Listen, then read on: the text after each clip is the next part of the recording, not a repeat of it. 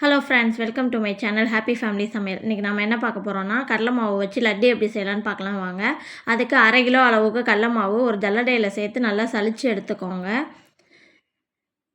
நல்லா சலிச்சு எடுத்ததுக்கப்புறம் ஒரு பாத்திரத்துக்கு மாற்றிக்கோங்க. பாத்திரத்துக்கு மாற்றிட்டு தேவையான அளவு தண்ணி சேர்த்து கட்டி இல்லாமல் கரைச்சி எடுத்துக்கணும்.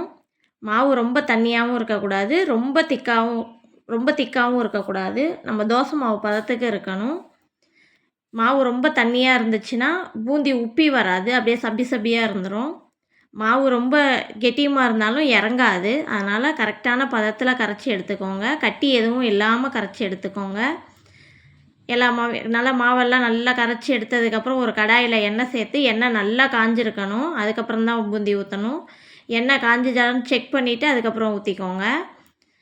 மாவை எடுத்து இதே மாதிரி லைட்டாக விடணும். ரொம்ப அப்படியே மாவு எடுத்த உடனே அப்படியே டபக்குன்னு ஊற்றிடக்கூடாது. இது மாதிரி கொஞ்சம் கொஞ்சமாக ஊற்றுனீங்கன்னா சோடாலாம் எதுவுமே சேர்க்க தேவையில்ல. மாவு பூந்தி இந்த மாதிரி நல்லா முத்து முத்தாக உப்பி வரும்.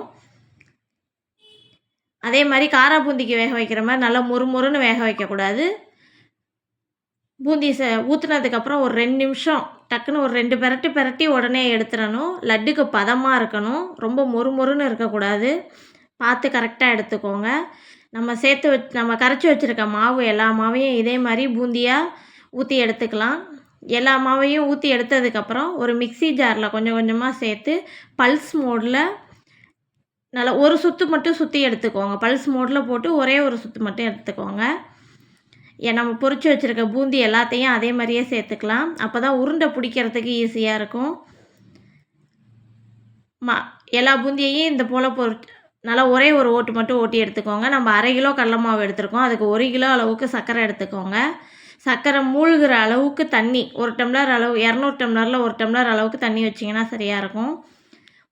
சர்க்கரை மூழ்கிற அளவுக்கு தண்ணி வச்சு பாகு காய்க்கணும். பாகு ஒரு கம்பி பதம் வந்துருச்சான்னு பாருங்கள். அப்படி பார்க்க தெரியாதவங்க இந்த போலையும் செக் பண்ணலாம். நல்லா ஒரு தட்டில் தண்ணி எடுத்துக்கோங்க. பாகு அதில் சேர்த்துட்டு இப்படி லைட்டாக ஆட்டி பார்த்தீங்கன்னா நம்ம ஊற்றுனது இந்த பக்கம் கரையாமல் இருக்கணும். நம்ம ஊற்றின பாகு கரையாமல் இருந்துச்சுனாலே பாகு ரெடி ஆயிடுச்சுன்னு அர்த்தம். உடனே பாகை எடுத்து நம்ம தேய்ச்சி வச்சுருக்க பூந்தியில் சேர்த்து லைட்டாக ஒரு கிண்டி அமுத்தி வச்சுருங்க. ஒரு 10 நிமிஷத்துக்கு ஊற விடுங்க. ஏலக்காய் தூள் நல்லா ஒரு 3 ஸ்பூன் அளவுக்கு வாசனைக்காக ஏலக்காய் தூள் சேர்த்துக்கோங்க. இதே பாகு எல்லா இடத்துலையும் படுற மாதிரி நல்லா கலந்துக்கோங்க. ஏலக்காய் தூள் ஒரு 3 ஸ்பூன் அளவுக்கு சேர்த்துட்டு நெய் ஒரு 5 ஸ்பூன் அளவுக்கு சேர்த்துட்டு முந்திரி நல்லா ஒரு கைப்பிடி அளவுக்கு நல்லா பொன்னிறமாக பொரித்து எடுத்து அதில் நெய் முந்திரி எல்லாத்தையும் சேர்த்துக்கோங்க. உங்களுக்கு இன்னும் நெய் வேணும் அப்படின்னா மேலே கொஞ்சம் நெய் காய்ச்சி ஊற்றினாலும் ஊற்றிக்கலாம். நம்ம பொரிச்சு வச்சுருக்க பூந்தி எல்லாத்தையும் இதே மாதிரி பிடிச்சி உருண்டைகளாக உங்கள் சைஸுக்கு இப்போ என்ன சின்னதாக வேணாலும் சின்னதாக பிடிச்சிக்கலாம், பெருசாக வேணாலும் பெருசாக பிடிச்சிக்கலாம்.